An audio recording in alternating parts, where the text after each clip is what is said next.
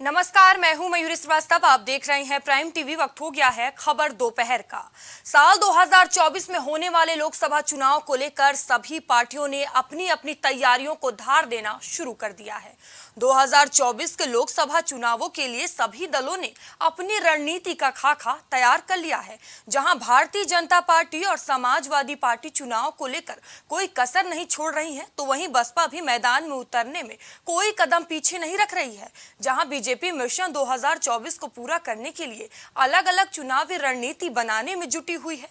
BJP ने अपने नेताओं और कार्यकर्ताओं को मैदान में उतार दिया है। लगातार बीजेपी अभियान चला रही है, फिर चाहे महा जनसंपर्क अभियान हो या फिर टिफिन पर चर्चा हो, जैसे तमाम अभियान। वहीं बात करें सपा की, तो अखिलेश यादव अपने कार्यकर्ताओं को प्रशिक्षण शिविर के जरिए प्रशिक्षित करने और लोक जागरण यात्रा के जरिए सामाजिक न्याय का मुद्दा उठा रहे हैं। वहीं बसपा भी पीछे नहीं है। बीते कई चुनावों में मिली असफलता के बाद इस बार बसपा का खास जोर युवाओं पर है। नए युवाओं को पार्टी से जोड़ा जा रहा है, उनको जिम्मेदारी दी जा रही है और फिर पार्टी की रीति नीति समझाई जा रही है, जिसके लिए बूथ कमेटियों का नए सिरे से गठन होते ही कैंडर कैंप आयोजित किए जा रहे हैं, जिसमें पार्टी संगठन विचारधारा और लक्ष्यों से रूबरू करवाया जाएगा। बता दें कि 2024 के चुनाव को देखते हुए सभी दल एक्शन मोड में नजर आ रहे हैं। जहां भारतीय जनता पार्टी पूरे तरीके से अपनी ताकत झोंक रही है, तो समाजवादी पार्टी पीछे नहीं है। वहीं अब बीएसपी भी मैदान में पूरी तरह से उतर चुकी है।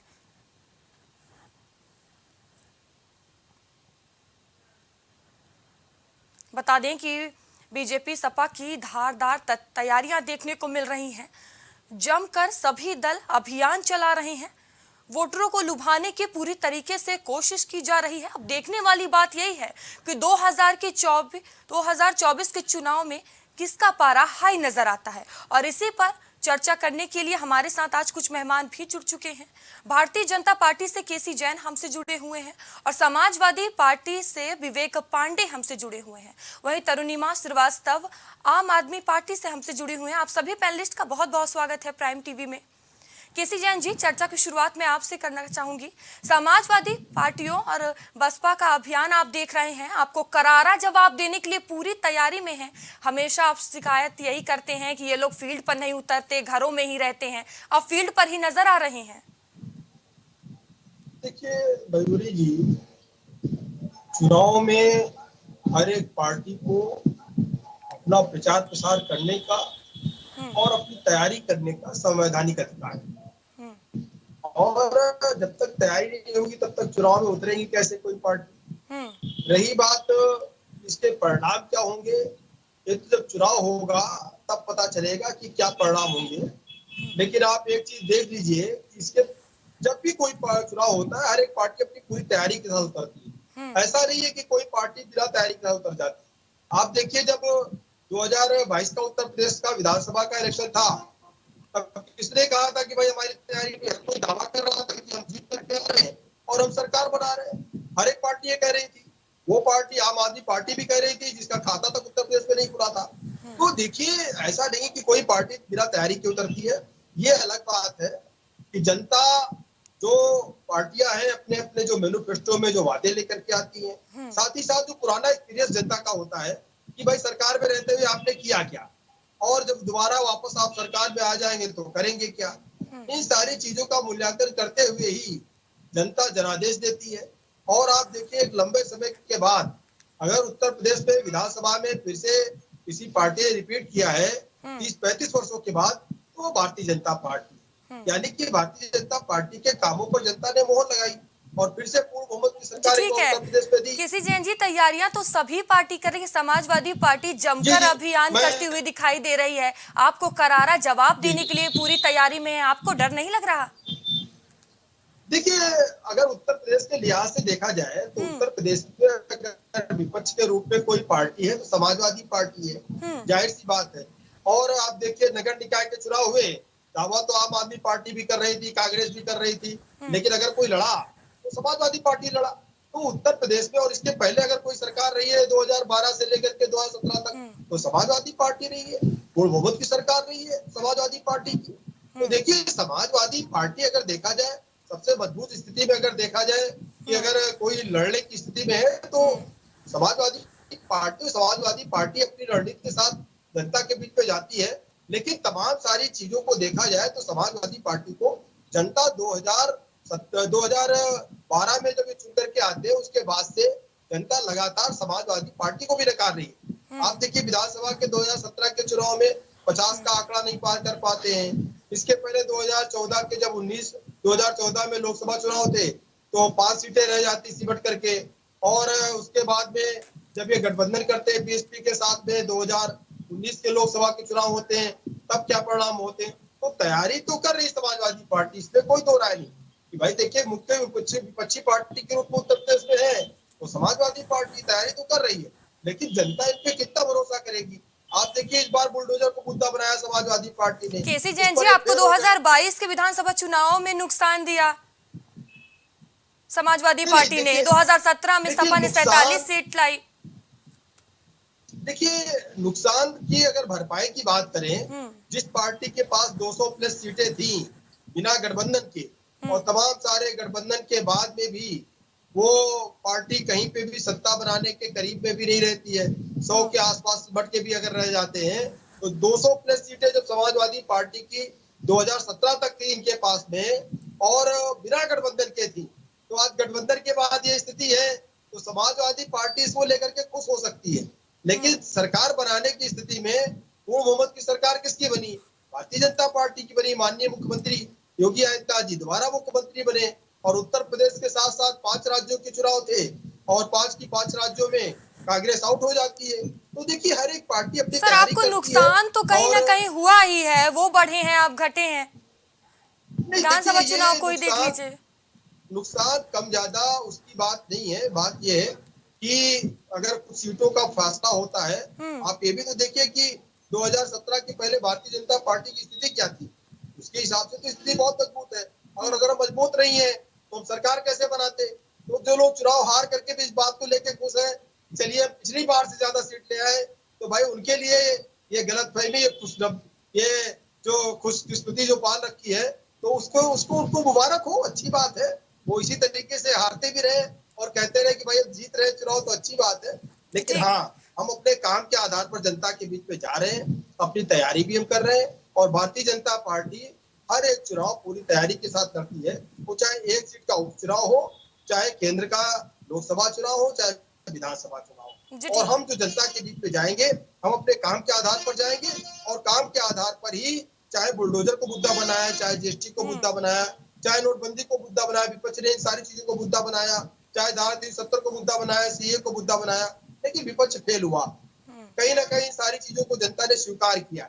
तो कुल मिलाकर के जनता के हितार्थ जो कार्य है वो हम करते रहेंगे और अपने मुद्दों को लेकर के जनता के बीच में जाएंगे, बाकी जनता का फैसला। जी ठीक है। विवेक जी, सिर्फ ट्रेनिंग शिविर चला के, कैंप लगाकर, एक जिले में प्रशिक्षण कार्यक्रम चलाकर आप बीजेपी का मुकाबला कर लेंगे? देखिए, हम तो कैंप लगा रहे हैं, शिविर कर रहे हैं, प्रशिक्षण शिविर कर रहे हैं, समागम कर रहे हैं, अपने कार्यकर्ताओं को मुद्दों पे और सबसे बड़ी बात है सामाजिक चिंतन पे जागरूक करने का काम कर रहे हैं। यहाँ तो भाजपा की पूरी प्रदेश कार्यकारिणी बदलने जा रही है। खबरें तो ये चल रही हैं कि भाजपा की पूरी प्रदेश कार्यकारिणी ही बदलने जा रही है। भाजपा अपनी पदों में बदलाव होने जा रहे हैं।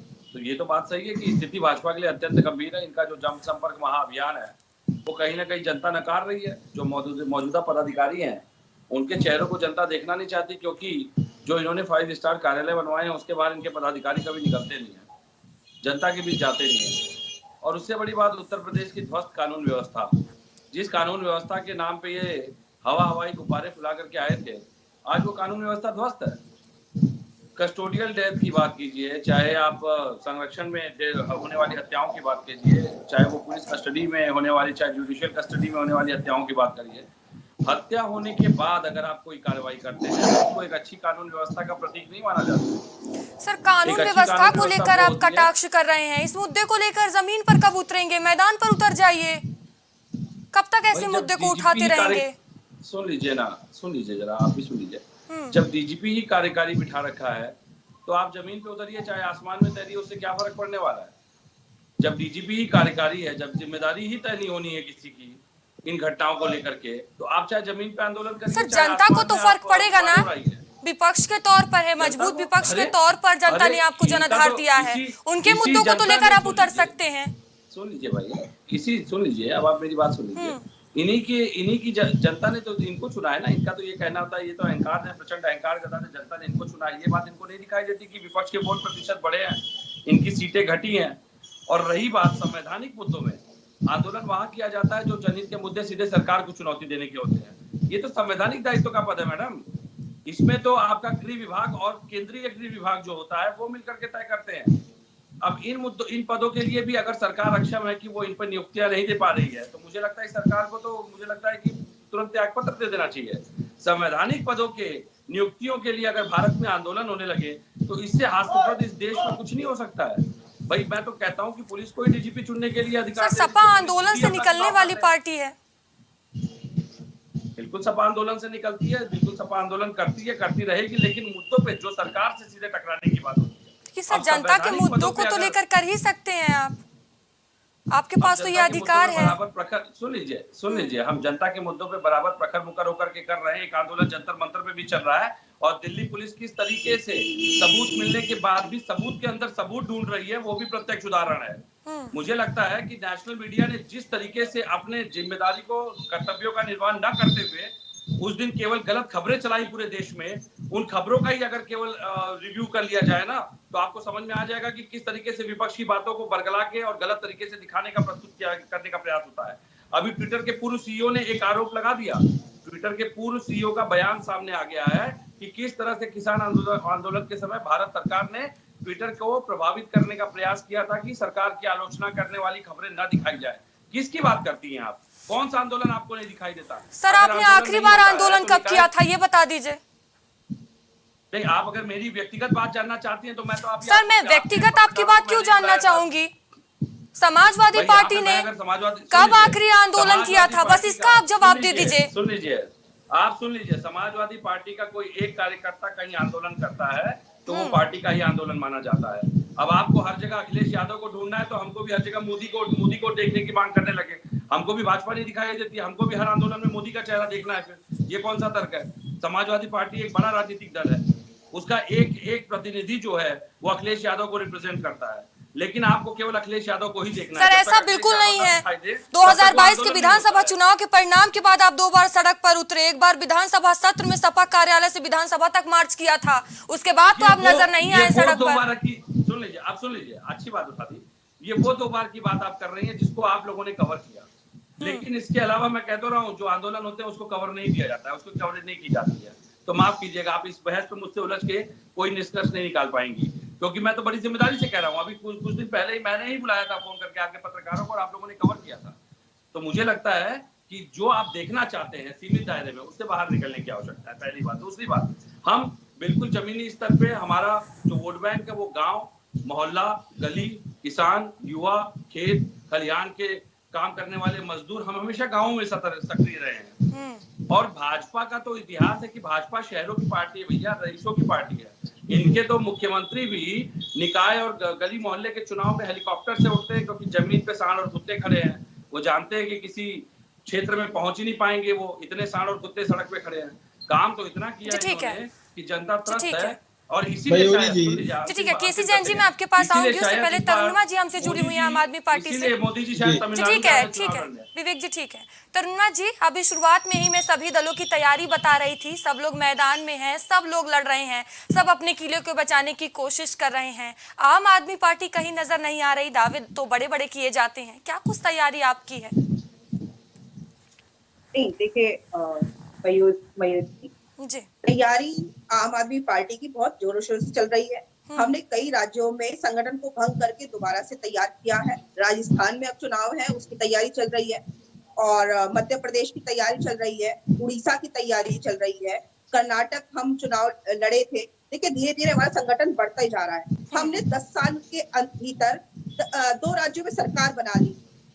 सबसे छोटी पार्टी 10 साल में सरकार बना लेती है और इस देश की राष्ट्रीय पार्टी बन जाती है। इससे ज्यादा आप क्या उपलब्धि लेंगे? और सबसे बड़ी बात कि हम जो है काम की राजनीति करने के लिए आए थे, सिखाने आए थे और हमने सिखा दिया। आज कांग्रेस कर्नाटक में बस महिलाओं के लिए बस फ्री कर रही है और बकायदा राहुल गांधी जी ने फोटो खींच के डाली है। तो आप ये देखिए कि 200 यूनिट बिजली फ्री, 300 यूनिट बिजली फ्री। अब हर पार्टी कहीं ना कहीं जब चुनाव लड़ने जाती है दूसरे राज्यों में, तो वहां पर हमारी ही रणनीति, हमारा जो कार्य करने की जो शैली है उसको अपना रही है, चाहे भाजपा हो चाहे वो कांग्रेस हो। उत्तर प्रदेश आप यूपी में ऐसा कुछ नहीं कर रहे हैं जिसे भारतीय जनता पार्टी तनाव में आए। देखिए यूपी में इस पर नगर निगम चुनाव में हमारे 100 से ज्यादा पार्षद जीते हैं, हमारे कुछ चेयरमैन जीते हैं, कुछ अध्यक्ष जीते हैं। हमने बहुत बड़ी उपलब्धि हासिल करी है इस बार। और देखिए हम काम की राजनीति कर रहे हैं। अब रामनगर में हमारे चेयरमैन जीते हैं, बहुत अच्छा काम कर रहे हैं। और भी मथुरा में हमारे चेयरमैन जीते हैं, वो काम कर रहे हैं। कई जगह सभासद हमारे जो पार्षद है वो काम करने में जुट चुके हैं। हम एक अच्छा मॉडल उत्तर प्रदेश में तैयार करेंगे। हम एक छोटे छोटे स्थानों पे काम करके दिखाएंगे और तब जनता को मालूम चलेगा कि हम जो कहते हैं वो करते हैं। क्योंकि दिल्ली में हमने जो कहा है वो किया है, पंजाब में हमने जो वादा किया था महिलाओं से, हमने बिजली फ्री का वादा किया था, हमने जो जनता से वादे किए थे हमने उसे पूरा किया है। तो हम काम की राजनीति में भरोसा करते हैं और जनता को धीरे धीरे समझ आ रहा है। आप ये नहीं कह सकते कि जनता को समझ नहीं आ रहा और जनता सिर्फ एक ही पार्टी या दूसरी पार्टी के चक्कर में पड़ी रहती है। और उत्तर प्रदेश में जिस प्रकार योगी सरकार भ्रष्ट हो चुकी है, कानून व्यवस्था संभल ले रही है। अभी आज का मामला मैं आपको बता दूं, भाजपा के बुलंदशहर के सदर के विधायक हैं चौधरी साहब, उनका लाइसेंस का मामला था जो शायद रिन्यू कराना था, उसके लिए 12,000 रुपए देने होते हैं सिर्फ सरकारी कागज पे, लेकिन वहां के अधिकारी ने उससे 35,000 रुपए रिश्वत मांगी और उन्हें मजबूरी में देनी पड़ी। बाद में शायद ये हुआ कि क्यों हमने दिया, तो वो खुलासा हुआ है आज। ठीक है तन्ना जी, आप अपने काम को बता रहे हैं, लेकिन मैं दिल्ली मॉडल की बात करूं तो आपके दिल्ली मॉडल को लेकर भी आरोप लगे हैं, कूड़े के पहाड़। तीसरा कार्यकाल दिल्ली में आम आदमी पार्टी का, यमुना कब तक साफ होगी? आप उत्तर प्रदेश की पहले यहाँ की भ्रष्टाचार को सुन लीजिए। जब खुद के विधायक को रिश्वत दे के काम करवाना पड़ रहा है तो आम जनता का क्या होगा? अब खुलेआम तो महिलाओं के साथ रेप होता है और सरकार उन रेपिस्ट के साथ खड़ी हो जाती है। उत्तर प्रदेश का तो इतना बुरा हाल हो चुका है कि समझ नहीं आता किसके लिए आंदोलन करें और ठीक है। नहीं करें।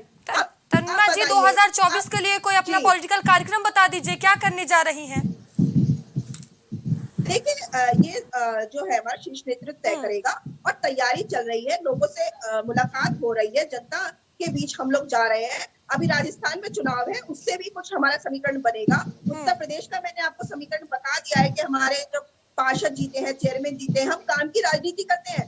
अब हम धीरे धीरे हम आगे बढ़ रहे हैं और जनता हमें देख रही है, पसंद कर रही है। और सबसे बड़ी बात मैंने आपको बताया कि जो दूसरी पार्टी है वो भी हमारे ही कार्यों को आगे बढ़ाने का काम करे, उसकी विचारधारा को लेकर, उसकी रणनीति को लेकर अपने राज्यों में ले जा रही है। और आप भाजपा को देख लीजिए, भाजपा अब हार की स्थिति में आती जा रही है। कर्नाटक हार गई, आप हिमाचल हार गई, पंजाब हार गई। और सबसे मैं आपको बता दूं 5 साल में 31 चुनाव हुए हैं, जिसमें से पूर्ण बहुमत में 6 राज्यों में आई है और 9 राज्यों में तो गठबंधन से सरकार बना के बैठी है। क्या कह सकते हो कि तोड़ फोड़ करके बैठी है। अब आप राष्ट्रीय मुद्दा उठा लीजिए, 2024 का चुनाव आने वाला है। मोदी अब जो चुनाव में अब देखिए कि मणिपुर चल रहा है, लेकिन उस पर कोई बात करने को तैयार नहीं है। आप उत्तराखंड का मामला देख लीजिए, 2 लड़के लड़की को भगा कर ले गए, मुसलमान और एक हिंदू, लेकिन मुसलमानों को प्रताड़ित किया जा रहा है, वहाँ दुकान खाली कराए जा रहे हैं। ये किस तरीके का दंगाई? तरुणा जी, जहाँ आपकी सरकार है वहाँ भी तो देख लीजिए साक्षी हत्याकांड होता है, केजरीवाल जी सिर्फ ट्वीट्स करते हैं। एक बार और रिपीट करिए। आप यहाँ की बात कर रही हैं, अगर मैं दिल्ली मॉडल की बात करूं तो वहाँ की भी स्थिति एक बार देख लीजिए। साक्षी हत्याकांड होता है, केजरीवाल सिर्फ ट्वीट पे ट्वीट करते हैं। तो इसमें केजरीवाल जी क्या कर सकते हैं? के अलावा कानून व्यवस्था हमारे ट्वीट के अलावा कुछ नहीं कर सकते केजरीवाल। हम जिम्मेदारी हमने बात रखी है, हमने कहा है कि साक्षी के साथ जो हुआ वो गलत हुआ। हम पीड़ित परिवार से मिलने नहीं जा सकते थे? तरुणा जी एक जवाब दे दीजिए, ट्वीट के अलावा कुछ नहीं कर सकते थे केजरीवाल? आप ये आप ये बताइए कि अमित शाह जी और तनुजा एलजी जी, आप मुझे बस इतना बता दीजिए, केजरीवाल ट्वीट के अलावा कुछ नहीं कर सकते थे? तो अमित शाह और एलजी क्यों नहीं मिलने गए? आप मुझे इतना जवाब दे दीजिए, आपने कहा कि उसके अलावा वो क्या कर सकते थे? कानून और क्या, ये बताइए कि जिस तरीके से केंद्र सरकार हमारे दिल्ली सरकार को, केजरीवाल सरकार को तंग करने का काम कर रही है, कभी कोई मामला फंसा देती, कभी कोई मामला फंसा देती है, लेकिन जो काम उनके हाथ में, एलजी के हाथ में, उस काम को नहीं करती है। कानून व्यवस्था एलजी के हाथ में है, एलजी अपना काम नहीं करते, लेकिन जो दिल्ली सरकार के अंडर काम आता है उसमें टांग अड़ाने का काम करते हैं। सिर्फ द्वेष भावना से मोदी सरकार काम कर रही है। अमित शाह जी दिल्ली में बैठकर सिर्फ राज्यों में तोड़फोड़ करने का काम करते हैं, पैसों से खरीद फरोख्त करने का काम करते हैं। ये इतना पैसा लाते कहां से, जो विधायकों को करोड़ों रुपए में खर्च करते हैं? इस पर कोई सीबीआई जांच नहीं होगी, क्यों होगी? क्योंकि इनकी सरकार चल रही है। सीबीआई सीडी का डर दिखा के विपक्षियों को डराने का काम कर रहे हैं, लेकिन 2024 में जनता इनको जो है इस देश से बाहर निकाल के मानेगी, सत्ता से बाहर निकाल के मानेगी। फिर से मेरा वही सवाल है आपसे तनुजा जी, क्या अखिलेश यादव पीड़ित परिवार से मिलने नहीं जा सकते थे? क्या इसलिए कि आरोपी मुस्लिम वर्ग से था, ऐसा कुछ? देखिए, ये हिंदू मुसलमान आप कर रही हैं। इस देश में यही सबसे बड़ा दुर्भाग्य है कि पत्रकार से लेकर और भाजपा के जितने भी लोग हैं, सिर्फ हिंदू मुसलमान करते हैं, काम पर कोई बात देखिए, करने को पत्रकारिता पर आप सवाल नहीं उठा सकती हैं, सीधा मेरा आपसे सवाल था। बिल्कुल, जहाँ हिंदू लड़के बलात्कार कर रहे हैं, उस पर क्यों नहीं जाते योगी सरकार मिलने के? देखिए, उत्तर प्रदेश में सीधा जब हम कोई मुद्दा उठाते हैं, कोई बात कहते हैं, तो आप पत्रकारिता पे सवाल उठा देते हैं। ब्रिजभूषण को क्यों नहीं पकड़ा जा रहा? जब लड़कियों ने उन पर रेप का इल्जाम लगाया, छेड़खानी का इल्जाम लगाया जा, उस पर तो सारी भाजपा चुप्पी लगा के बैठी है, मोदी जी चुप्पी लगा कर बैठे हैं। 9 लाख रुपए का एक पर्दा लगवाते हैं केजरीवाल जी, जिसने गोल्ड और यहाँ पे तनुजा जी बात कर रही है कि उत्तर प्रदेश में बिना पैसा। ठीक है तनुजा जी, केसी जैन जी को सुन लीजिए। 9 लाख रुपए का एक पर्दा।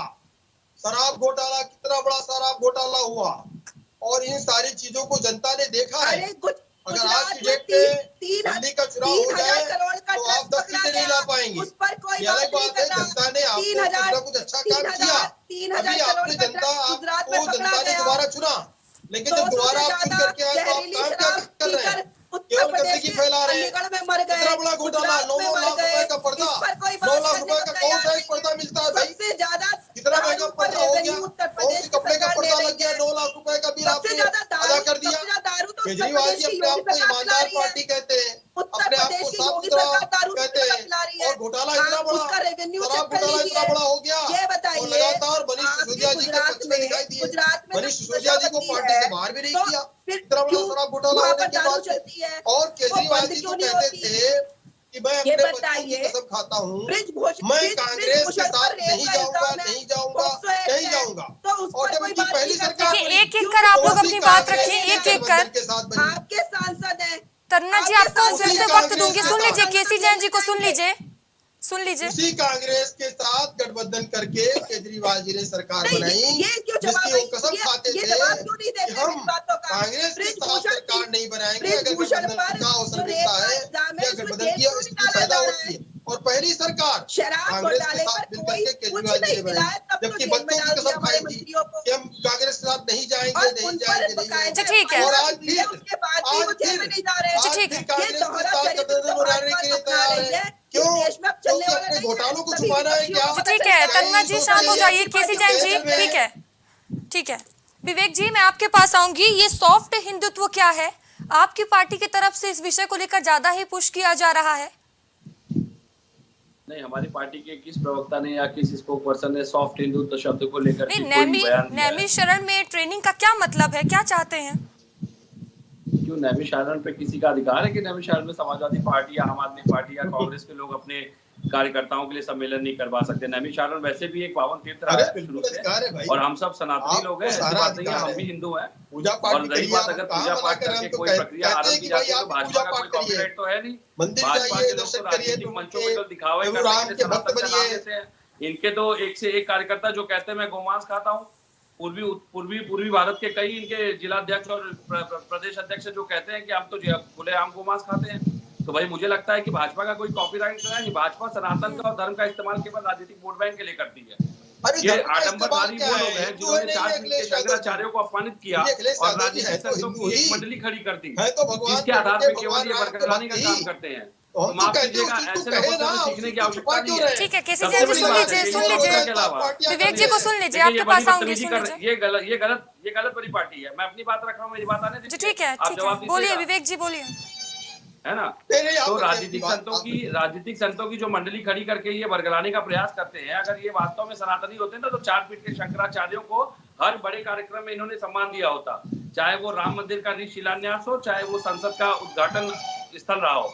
लेकिन इन्होंने न कभी 4 फीटों के शंकराचार्य, जो सनातन के रक्षक आदिदेव जगत गुरु शंकराचार्य की उपाधि, हमारे हिंदू धर्म से जो भी सनातन को जानता होगा वो इनके महत्व को जानता है। लेकिन ये भाजपाई वो लोग हैं जिन्होंने राजनीतिक संतों को खड़ा किया, एक नई फौज तैयार की राजनीतिक संतों की, दिखावे के लिए आडंबरधारी संतों की। तो मुझे लगता है कि जिन्हें सनातन का सब ही ना पता हो, उनसे भी सीखने की आवश्यकता नहीं। दूसरी बात पे आता हूँ, बिल्कुल सीतापुर, हमें जरूरी था सीतापुर को चयनित करने का, और नैमिष को चयनित करने का एक कारण ये भी था कि हमारा जो सीतापुर का भौगोलिक क्षेत्र है, वहां पे पहुंचना बहुत आसान है कई कार्यकर्ताओं के लिए अलग अलग क्षेत्रों से। तो वो भी एक पैरामीटर था हमारे लिए। और दूसरा सबसे बड़ा पैरामीटर ये है कि भाई हमने तो इनको इतना मजबूर कर दिया कि पहले होता था MY फैक्टर, अब तो MM फैक्टर चल रहा है, M स्क्वायर, मोदी और मुस्लिम फैक्टर। अब तो ये मजबूर हो गए, इतना पानी पिला दिया हमने भाजपा को कि अब तो मुस्लिमों के लिए करना इनकी मजबूरी है। अब ये ना दाएं जा सकते हैं ना बाएं जा सकते हैं। तो अब हम देखेंगे कि भाई पसमानदा को तो टिकट देकर के इन्होंने 273-272 बना दिए नेता, लेकिन बिल्किस बानो भी पसमानदा समुदाय से आती है, अब उसको न्याय दिलवा पाएंगे ये जो 273-72 टिकट देकर पसमानदाओं को इन्होंने नेता बना दिया, अच्छी बात है, यही तो हम चाह रहे थे। लेकिन अब देखते हैं कि अब बिल्किस बानो को न्याय मिलता है कि नहीं मिलता है। बलात्कारियों को पूजने वाली पार्टी अब विवेक जी, आप भी तो धर्म की राजनीति करते हैं, आप भी तो MY के फैक्टर पर चल रहे हैं। नहीं हम मैडम, ये आप सीख लीजिए। आप भी अब M स्क्वायर फैक्टर है, MY फैक्टर खत्म हो गया, हमारे पास कोई टैग नहीं है। मोदी मुस्लिम, अब ये फैक्टर चलेगा, भाजपा का मोदी मुस्लिम फैक्टर है। केसी जैन जी, अब MY का फैक्टर खत्म हो गया है, अब MM रह गया है। जल्दी जवाब दे दीजिए, वक्त की कमी है। मोदी और मुस्लिम पानी पी करके कोसते थे मुस्लिमों को, आज देखिए स्थिति क्या है, ढूंढ करके काट दिया इन्होंने। और वो ये होती है राजनीति, ये होती है राजनीति। देखिए अखिलेश यादव से समाजवादी पार्टी ने इतना मजबूर कर दिया कि इनको न चाहते हुए भी आज मुस्लिम समुदाय को गले लगाना पड़ा, इसे कहते हैं असली राजनीति। मुसलमानों के लिए किया कुछ नहीं। लीजिए केसी जैन जी, अभी तमिलनाडु आ रहा है, तमिलनाडु में महिलाओं के लिए फिर देखिएगा, उस पे हाथ भी पछाड़ पड़ने वाली है। कहा नहीं वो हलाला कैसे होगा, इनको इस बात अरे भाई कर्नाटका हार गए, कांग्रेस मुक्त भारत करने चले थे, शर्म नहीं आती। कांग्रेस मुक्त भारत करने चले थे, मध्य प्रदेश में सारी सरकारी फाइलों की रिकॉर्ड ही चला दी इन्होंने। आज मध्य प्रदेश में इनका कार्यालय चल रहा है, सरकारी कार्यालय, आग लग गई। और हमारे कोविड से जुड़े दस्तावेज थे, उसमें जनगणना से जुड़े दस्तावेज थे, हमारे कार्यकर्ता पूरी बिल्डिंग चल रही है, पन्ना प्रमुख बन करके काम करते हैं। और भ्रष्टाचारियों, अरे भ्रष्टाचारियों आग में जला करके रिकॉर्ड खत्म करने की ये राजनीति होती, राजनीति किसको सिखा रहे हो भाई? उस तरीके से किसी पार्टी राजनीति समझ नहीं आती है। ठीक है, आप लोग धर्म की राजनीति की बात कर रहे हैं। विवेक जी, साक्षी हत्याकांड होता है, अखिलेश जी कुछ नहीं बोलते हैं, क्या वो मुस्लिम वर्ग से था इसलिए? नहीं, मुझे लगता है फिर आपने डिबेट देखी नहीं, आपके चैनल पे ही हमने कई बार डिबेट की है। साक्षी हत्याकांड को लेके बहुत आक्रोश रहा, लेकिन सबसे बड़ी बात तो कानून व्यवस्था। मैं अखिलेश यादव की बात कर रही हूँ। नहीं, अखिलेश यादव पे आप सवाल नहीं उठा सकती, क्योंकि अखिलेश यादव अकेले समाजवादी पार्टी को रिप्रेजेंट नहीं करते, और हमने बराबर आवाज उठाई है, बार-बार आवाज उठाई है। आपको अखिलेश यादव देखना, मोदी ने नहीं बोला, हाथरस कांड पे मोदी नहीं बोले, टेंडर प्रकरण पे मोदी नहीं बोले, अखिलेश यादव का कोई बयान नहीं आया। ठीक है सर, वक्त की थोड़ी कमी है, ठीक है। आप सभी पैनलिस्ट का बहुत बहुत धन्यवाद हमसे जुड़ने के लिए। तो बता दें 2024 के चुनाव को देखते हुए सभी पार्टियां तैयारियों में जुटी हुई हैं। कोई भी दल, कोई भी पार्टी, कोई भी कसर नहीं छोड़ रही है।